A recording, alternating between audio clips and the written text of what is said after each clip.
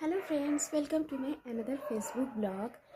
এখন বাজে সকাল অলমোস্ট 7টা বাজতে চলেছে। আর দেখতেই পাচ্ছ আমি এখন রেডি হয়ে গেছি। আর আমি আজকে চলে যাচ্ছি নৈহাটিতে বড়মার কাছে। গতবার যখন গেছিলাম অনেকক্ষণ সময় কিন্তু দাঁড়াতে হয়েছিল, অলমোস্ট 7 আওয়ার্স আমাকে দাঁড়াতে হয়েছিল। তো এবার কিন্তু আমি খুব সকাল সকাল রেডি হয়ে গেছি। চলো দেখা যাক, ওখানে গিয়ে দেখাচ্ছি এইবার কেমন ভিড়টা রয়েছে। সো দেখো, আমি কিন্তু এখন বেরিয়ে পড়েছি আর আমি একদম চলে যাচ্ছি এখন আগে শিয়ালদা থেকে ধরে নেবো ট্রেন। শিয়ালদা থেকে ট্রেন ধরে চলে যাবো নৈহাটি, তারপর তোমাদের গিয়ে দেখাচ্ছি কীরকম কী ভিড় আছে আজকে।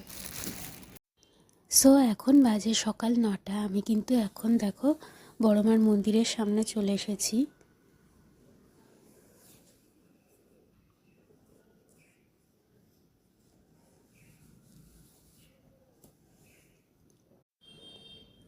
এখন আমি চলে এসেছি দেখো পুজো দেওয়ার লাইনে।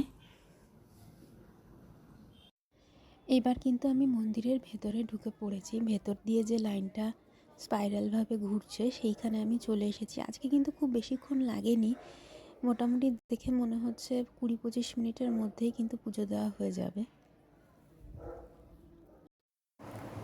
সো গাইস, আমি কিন্তু এখন ফাইনালি চলে এসেছি বাড়ি। এখন বাজে 2টো মতো বাজে, 7টার সময় আমি বেরিয়েছিলাম।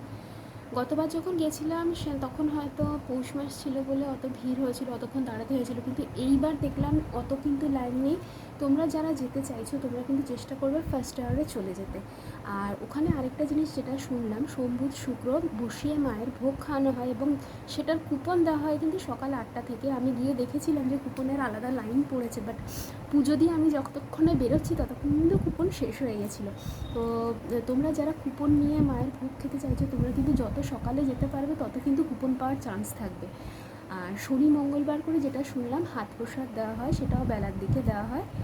সো তোমরা যারা যেতে চাইছো চটপট চলে যাও, ঘুরে এসো এবং ফার্স্ট আওয়ারে যাওয়ার চেষ্টা করো। টাটা।